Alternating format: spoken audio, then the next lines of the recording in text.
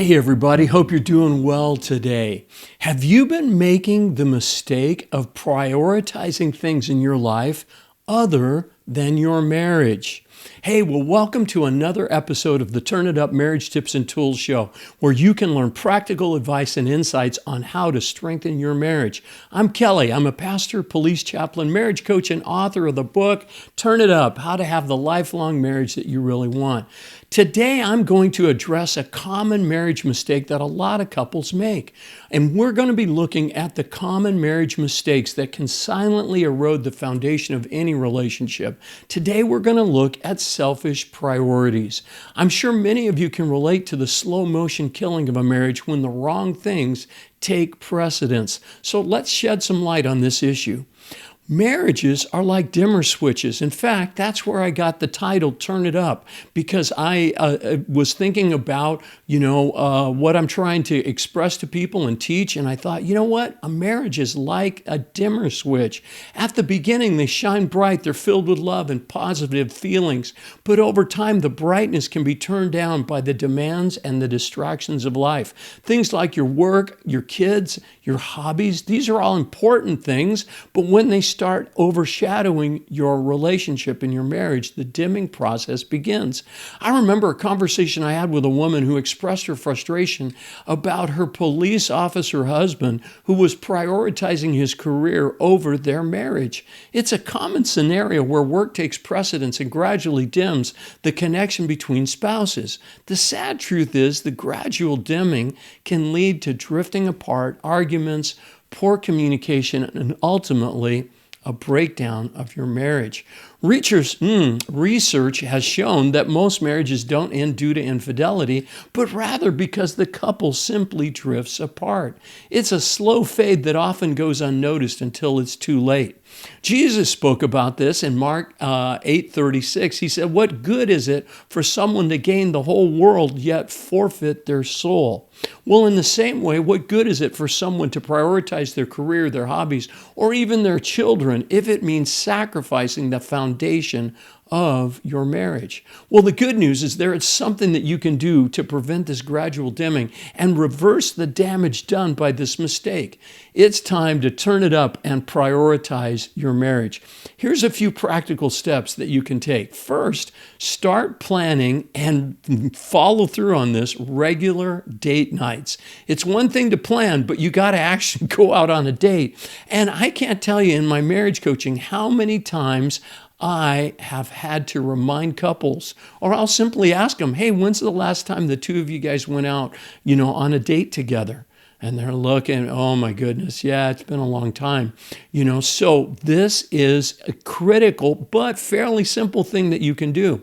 Set aside some time on a regular basis. Get out your calendar. And if it's too busy or things with kids and all this stuff and you can't figure out how to make it work, maybe just start with once a month. Ideally, once a week is better. But if you can't swing once a week, well, start somewhere. Something is better than nothing. So, start somewhere once a month and maybe every other week and then maybe once a week. But start going out on regular dates. And by the way, if it doesn't work to do it in the evening, do it during the day. Go lunch or go do lunch or, breakfast or just go for a walk around the block or something. But you spending time with each other requires you to be intentional and to prioritize this. Secondly, I want to encourage you to say no to other things. Stephen Covey, in his book, The 7 Habits of Highly Effective People, said that the only way that you can say yes to something is when you say no to something else. So I want to encourage you to say yes to your marriage by saying no maybe to the offer to work overtime at work, okay? I know the money's good, you get time and a half, whatever. Oh yeah, really help us get caught up. But let me tell you, if you sacrifice your marriage for the finances, it's not gonna matter. Same thing. It's saying no to maybe spending some time with your kids. And I get it, kids need you. And it's important to spend time with your kids. But from time to time, find somebody else to watch your kids. go out on a date and say yes to each other, even though you're saying no for a couple of hours to being with your kids. The best way, by the way, to love your kids is to love your spouse, your husband or your wife. And even if it's a blended family or a stepmother or stepdad or something like that, still, your marriage is more important than your kids, okay? So prioritize your marriage. Thirdly, I want to encourage you to put your marriage first. And like I said, even above your children, your job, and your hobbies. A lot of times I hear from wives, they say, well, I'm a golf widow. Well, what's that? It means that the husband's out playing golf every Saturday instead of being home with his family. Well, I would encourage you to limit that. Maybe once a month or find some other time to play golf. I don't know. And you don't have to cut it out of your life completely, but just don't make it the priority. Spending time with your family, with your wife. Put your marriage first, okay? Find a healthy balance where your spouse feels valued and cherished.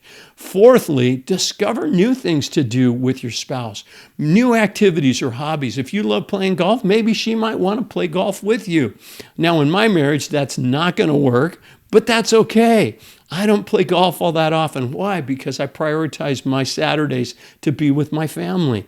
But finding new activities, that you guys could do together, that is a great way to reignite the spark in your relationship and to grow closer. It not only creates shared experiences, but also helps you to grow closer as a couple. And finally, don't forget to ask God for guidance. Pray together, seek His wisdom, and ask Him for help and ask Him to help you identify areas where you may have lost sight of your priorities. God can and provide clarity, and He can guide you to get back on track.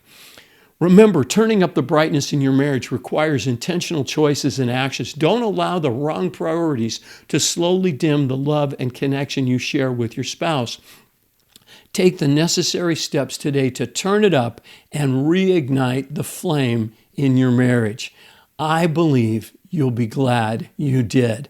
Hey, for more on this copy, I want to encourage you to get a copy of my book. Here it is again, Turn It Up, How to Have the Lifelong Marriage That You Really Want. I'm offering it at an unbeatable 75% discount. So how do you get that? Go to this page, turnitup.coach/75. All you got to do is type that in. Turn it up, all one word, .coach, not .com, .coach/75. Get this, for less than the price of a latte at that place you go to with the green mermaid on the sign, right, you know what? For less than that, you can transform your marriage. I offer it as a digital copy, a download, or then you can actually order the paperback copy. But I encourage you to take advantage of this. Hey, well, that's all for today's episode of the Turn It Up Marriage Tips and Tools Show. I hope you found this helpful in your journey to a stronger marriage. Hey, join me next time for another episode filled with practical advice. Until then, keep turning it up. May God bless you, and may God bless your marriage. Bye-bye.